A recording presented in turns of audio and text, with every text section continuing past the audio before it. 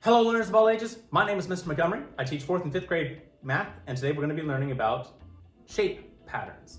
Now, patterns are all around us. I mean, if you look at the tiles on the floor, that can be considered a pattern. If you look at the bricks on the wall, that can be considered a shape pattern. But shape patterns are everywhere, and it's important to realize what the patterns are and what the rules of those patterns can be. Now, I have a shape pattern here. I have to find out what the rule is, and they want me to find the 11th shape in the pattern without drawing it out entirely. So I see that I have triangle, square, circle, triangle, square, circle. Ooh, I repeated triangle, and I repeated square, and I repeated circle. So I know that my pattern is triangle, square, circle. And that pattern is going to repeat over and over and over. And so I have to figure out what the 11th shape in my pattern is going to be. Well, I know that the rule is 3 shapes long, so I can count by threes. 1, 2, 3, 4, 5, 6, 7, 8, 9, 10, 11. So the 11th shape should be a square. And sometimes the shape patterns, they want you to draw the next shape. For example, I have this shape pattern, and I need to draw the next shape in the pattern. Well, I'll go from 1 square to 4 squares, 4 squares to 9 squares. 1, 4, 9. Number-wise, it does not make any sense to me. But I see that I added 1 square to the right, 1 square down, and 1 square diagonal. And then I added another layer on the outside. Oh, so if I make a bigger square, let's see, instead of 1 wide, it turned to 2 wide. Then it turned to 3 wide. I'm gonna go 4 wide. 1, 2, 3, 4.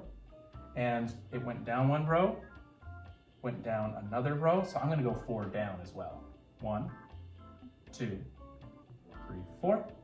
And that should be the next picture in my shape pattern.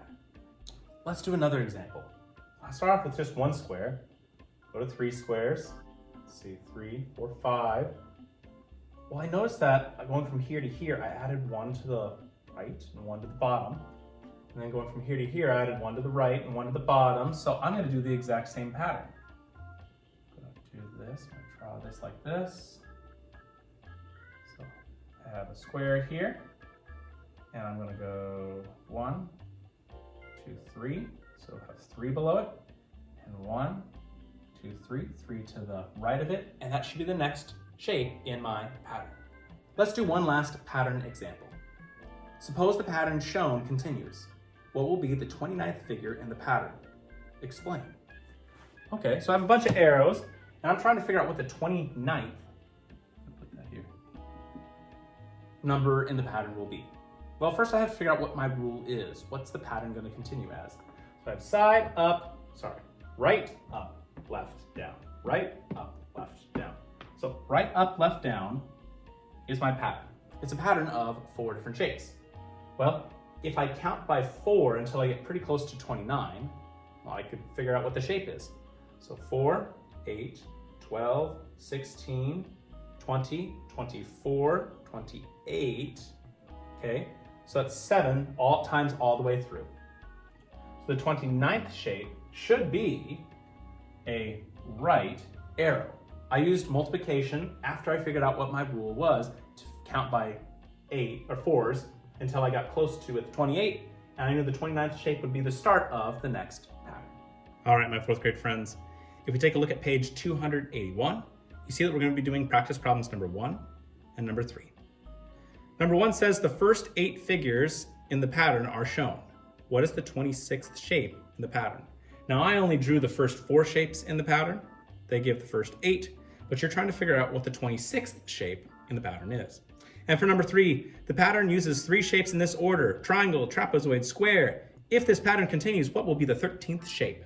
I drew the 3 shapes there. They're asking what the 13th shape is. For both of them, you're trying to figure out what the rule is, and you're going to be multiplying the groups of the rule in order to figure out what the next shape would be that they're asking for. If you have any questions on shape patterns, please let me know when you come to class tomorrow.